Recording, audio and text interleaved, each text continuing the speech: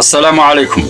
سارع الدولي الجزائري يوسف بلايلي النجم السابق لنادي مولودية الجزائر والحالي لنادي الترجي التونسي في الرد على منتقديه وكل الأطراف التي هاجمته خلال الأيام القليلة الماضية بعد أزمته طويلة الأمد مع ناديها السابق وعودته إلى تصرفاته الغريبة والمسيئة إلى سمعته مرة أخرى عندما علق بطريقة غير مباشرة على رحيله عن المولودية على طريقة السويدي زلاتان إبراهيموفيتش.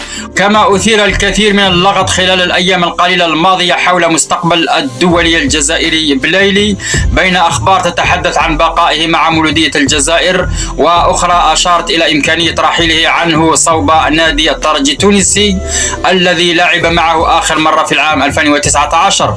وخرج نادي مولودية الجزائر يوم الأحد 28 يوليو ليعلن انتقال لاعبه يوسف بلايلي إلى نادي الترجي الرياضي التونسي، وذلك بعد كثرة الحديث خلال الأيام الماضية عن مستقبله مع عميد الفرق الجزائرية. ونشر يوسف بلايلي يوم الأحد 28 يوليو رسالة قوية على حسابه الرسمي في منصة التواصل الاجتماعي انستغرام كانت موجهة إلى كل من انتقده بقوة في الفترة الأخيرة، ما يؤكد مرة أخرى بأن النجم الجزائري مقتنع بسلامة موقفه وبأنه يتعرض للمؤامرة والهجوم غير المبرر، رغم أن ما حدث معه هذه المرة تكرر مع كل الأندية التي لعب معها في السنوات الأخيرة. وأرفق بلايلي رسالته بصورة أسد منفرد وكتب معلقا: يظنون أنني انتهيت وأنا كالجمر، كلما اشتدت الرياح أحرقت ظنونهم.